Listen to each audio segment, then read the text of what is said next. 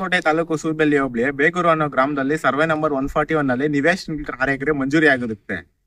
ಮಂಜೂರಿ ಆಗಿದ್ರು ಸಹ ಈ ರಾಜಣ್ಣ ಅನ್ನೋನು ಇನ್ಕ್ಲೂಡ್ ಒತ್ತುವರಿ ಇರ್ತಾನೆ ಇದ್ರಲ್ಲಿ. ಅವ್ರಿಗೆ 2 ಎಕರೆ ಮಾತ್ರ ಆಗಿರೋದು. ಆದ್ರೂ ಸಹ ಇವರು ಒಂದು 6 ರಿಂದ 7 ಎಕರೆ ತನಕ ಒತ್ತುವರಿ ಮಾಡ್ಕೊಂಡು ಮಾವಿನ ಗಿಡ ಹಾಕಿರ್ತಾರೆ. ಇದು ಸಂಬಂಧಪಟ್ಟ ಇಲಾಖೆಗಳಿಗೆಲ್ಲ ನಾವು ಅರ್ಜಿ ಸಹ ಕೊಟ್ರು ಇದುವರೆಗೂ ಯಾವುದೇ ರೀತಿ ಕ್ರಮನೂ ತಗೊಂಡಿಲ್ಲ ಇವರು.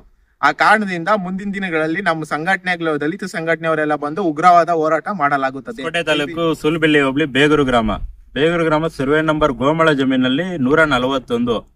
ಈ ಹಿಂದೆನೆ ಮುಂಡ್ರಾಜು ಮತ್ತೆ ವಿನಯ್ ಅಭಿಯಣ್ಣವರು ಜಿಲ್ಲಾಧಿಕಾರಿಗಳಿಗ ಮತ್ತೆ ತಹಶೀಲ್ದಾರ್ ಅವರಿಗೆ ಈ ಹಿಂದೆನೆ ಅರ್ಜಿಗಳನ್ನ ಕೊಟ್ಟಿರ್ತಾರೆ. ನಿವೇಶನಗಳಿಗ ನಮ್ಮ ಪರಿಶಿಷ್ಟ ಜಾತಿ ಪರಿಶಿಷ್ಟ ಪಂಗಡದವರು ಆರ್ಥಿಕವಾಗಿ ಹಿಂದುಳಿದಿರೋದ್ರಿಂದ ಮುಂದಿನ ದಿನಗಳಲ್ಲಿ ಸಾಕಷ್ಟು ಕಷ್ಟ ಜೀವನ ಸಾಗಿಸೋ ಒಂದು ನಿಟ್ಟಿನಲ್ಲಿ ಇವರು ಮುಂಡ್ರಾಜು, ವಿನೋದ್, ವಿನಯ್ ಇವರೆಲ್ಲ ಸೇರಿ ಮನವಿಗಳನ್ನ ಕೊಟ್ಟು ಮನವಿಯಂತೆ ಜಿಲ್ಲಾಧಿಕಾರಿಗಳವರು ಆದೇಶ ಮಾಡಿರ್ತಾರೆ. 6 ಎಕರೆ ರಿಸರ್ವ್ ಮಾಡಿರ್ತಾರೆ ಜಿಲ್ಲಾಧಿಕಾರಿಗಳು ತಹಶೀಲ್ದಾರ್ ಅವರಿಗೆ.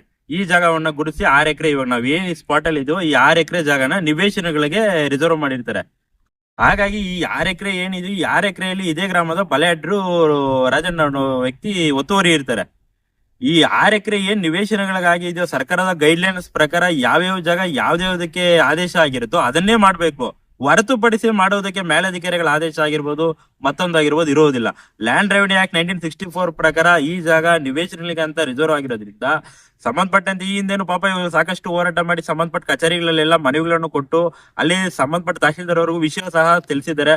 ಆಗ ಇಲ್ಲಿನ ಸಂಬಂಧಪಟ್ಟ ನಾಡ ಕಚೇರಿಯಲ್ಲಿ ರೆವಿನ್ಯೂ ಇನ್ಸ್ಪೆಕ್ಟರ್ ಆಗಿರ್ಬೋದು, VAR ಇವ್ರಿಗೆ ಎಲ್ಲರಿಗೂ ಕಿವಿ ಮಾತು ಹೇಳಿ ಸಂಬಂಧಪಟ್ಟ ಅರ್ಜಿಗಳನ್ನು ಕೊಟ್ಟಿದ್ದಾರೆ. ಆದ್ರೂ ಇದುವರೆಗೂ ಈ ಏನು ಯಥಾಸ್ಥಿತಿ ಯಾವತ್ತಿಂದ ಏನಿದೆಯೋ ಅದೇ ತರನೇ ಇದೆ. ಯಾವ್ದೋ ಒಬ್ಬ ಬಂಡವಾಳಶಾಹಿ ಯಾವ್ದೋ ಒಂದು ಲೇಔಟ್ ಅದು ಇದು ಡೆವಲಪ್ ಮಾಡೋವಾಗ ಅಲ್ಲಾದ್ರೆ ಇಮಿಡಿಯೇಟ್ ನಾಳೆ ಇವತ್ತು ಅರ್ಜಿ ಕೊಟ್ಟರೆ ನಾಳೆನೆ ಹೋಗಿ ಮಾಡ್ತಾರೆ. ಆದ್ರೆ ಇಲ್ಲಿ ದಲಿತರಿಗೆ ಆಗ್ತಾ ಇರುವಂತ ಅನ್ಯಾಯದಿಂದ ಸಂಬಂಧಪಟ್ಟ ಇಲಾಖೆಗಳಿಗೆ ಇವರು ಸಾಕಷ್ಟು ಅರ್ಜಿಗಳನ್ನ ಕೊಟ್ಟರು ಸಹ ಇದುವರೆಗೂ ಈ 6 ಎಕರೆ ಸರ್ವೆ ಮಾಡಿ ಒಂದು ಬೋರ್ಡ್ ಹಾಕಿಲ್ಲ. ನಾಮಫಲಕವನ್ನು ಇಷ್ಟೊತ್ತಿಗೆ ಸೂಚನೆ ಮಾಡ್ಬೇಕಾಗಿತ್ತು.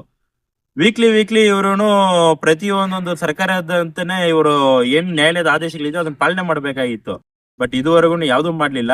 ಹಾಗಾಗಿ ನಾವು ಮತ್ತೊಮ್ಮೆ ಅವರಿಗೆ ತಹಶೀಲ್ದಾರ್ ಅವ್ರಿಗೆ ಆಗಿರ್ಬೋದು, ಸಂಬಂಧಪಟ್ಟ ರೆವಿನ್ಯೂ ಒಂದು ಇಲಾಖೆಗೆ ಸಂಬಂಧಪಟ್ಟ ಇನ್ನೂ ಒಂದು ಮನವಿ ಕೊಡ್ತೀವಿ.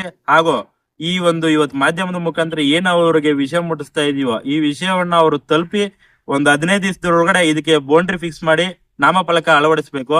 ಅಕಸ್ಮಾತ್ ಅಳವಡಿಸಿಲ್ಲ ಅಂದ್ರೆ ಇಲ್ಲಿನ ಸಾರ್ವಜನಿಕರು, ಇಲ್ಲಿ ಇರುವ ಹಿಂದುಳಿದ ವರ್ಗದವರು ಏನ್ ಇವತ್ತು ಬೆಂಗಳೂರಲ್ಲಿ ಆರ್ಥಿಕವಾಗಿ ಜಾಸ್ತಿ ಹಿಂದುಳಿದಿರೋದು ನಮ್ಮ ದಲಿತವರೇ, SC ST ಜನಾಂಗದವರು. ಹಾಗಾಗಿ ಅವರು ಇದೇ ಜಾಗದಲ್ಲೇ ಪ್ರತಿಭಟನೆ ಮಾಡಕ್ಕೂ ರೆಡಿ ಇರ್ತಾರೆ. ಮತ್ತೊಂದು, ಇಲ್ಲಿ ಯಾರು ಆರ್ಥಿಕವಾಗಿ ಹಿಂದುಳಿದಿರೋದ್ರಿಂದ ಅವರು ಒಂದೊಂದು ಸೈಟು ಅವ್ರವರೇ ಮೇಜರ್ ಮಾಡ್ಕೊಬೇಕಾಗುತ್ತೆ. ಇಷ್ಟೊತ್ತಿಗೆ ಇವರು ಒತ್ತುವರಿ ತೆರವುಗೊಳಿಸಿ ಹೆಚ್ಚು ಕಮ್ಮಿ 6 ತಿಂಗಳು ವರ್ಷ ಆಯ್ತು. ಅವ್ರಿಗೆ ಏನು ಕಂದಾಯ ಇಲಾಖೆ ಅವ್ರಿಗೆ ಮನೆಗಳನ್ನ ಕೊಟ್ಟೆವು. ಆದ್ರೂ ಇದ್ರ ಮೇಲೆ ಇದುವರೆಗೂ ಕ್ರಮ ತಗೊಂಡಿಲ್ಲ. ಅವ್ರ ಅಚ್ಚಲ್ಲಿ ನಾವು ಅರ್ಜಿ ಕೊಟ್ಟು ಇಷ್ಟೊತ್ತಿಗೆ ಇದನ್ನ ಏನಿದೆಯೋ ಸ್ಥಳ ಪರಿಶೀಲನೆ ಮಾಡಿ ವರದಿ ಹಾಕಿ ರಿಪೋರ್ಟ್ ಮಾಡ್ಬೇಕಾಗಿತ್ತು ಸಂಬಂಧಪಟ್ಟ ಅವ್ರ ಮೇಲಧಿಕಾರಿಗಳೇ. ಅದೂ ಮಾಡ್ಲಿಲ್ಲ. ಮತ್ತೆ ಇದನ್ನ ಒತ್ತುವರಿನ ತೆರವುಗೊಳಿಸಿ ಇದನ್ನ ಸಂಪೂರ್ಣವಾಗಿ ಗ್ರಾಮ ಪಂಚಾಯತಿ ಕೊಡ್ಬೇಕು. ಕಮಲಿಪುರ ಗ್ರಾಮ ಪಂಚಾಯತಿ ಬರುತ್ತೆ, ಗ್ರಾಮ ಪಂಚಾಯತಿ ಅವರಿಗೆ ಹಸ್ತಾಂತರ ಮಾಡ್ಬೇಕಾಗಿತ್ತು. ಅದನ್ನು ಸಹ ಅವ್ರು ಇದುವರೆಗೂ ಮಾಡ್ಲಿಲ್ಲ.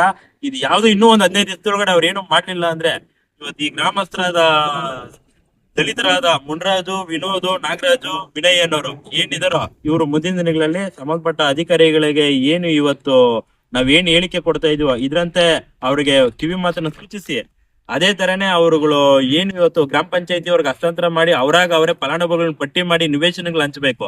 ಇಲ್ಲದಿದ್ರೆ ಇಲ್ಲೇ ಕೂತ್ಕೊಂಡು ನಾವು ನಿರಂತರ ಹೋರಾಟ ಮಾಡ್ಬೇಕಾಗಿದೆ ಮುಂದಿನ ದಿನಗಳಲ್ಲಿ. ಸಂಬಂಧಪಟ್ಟ ಇಲಾಖೆಗಳಿಗೆಲ್ಲ ಹೇಳಿದ್ದು ಆಯ್ತು, ಅರ್ಜಿಗಳನ್ನ ಕೊಟ್ಟಿದ್ದು ಆಯ್ತು. ಅರ್ಜಿಗಳನ್ನ ಕೊಟ್ಟು ಅವ್ರು ಮಾಡ್ಲಿಲ್ಲ ಅಂದ್ರೆ ದಲಿತರು ಅಂದ್ರೆ ಅಷ್ಟು ಹೀನವಾಗಿರುವಂತ ಒಂದು ವ್ಯವಸ್ಥೆ ಆಗೋಗ್ಬಿಟ್ಟಿದೆ ಇವತ್ತಿನ ದಿನಗಳಲ್ಲಿ.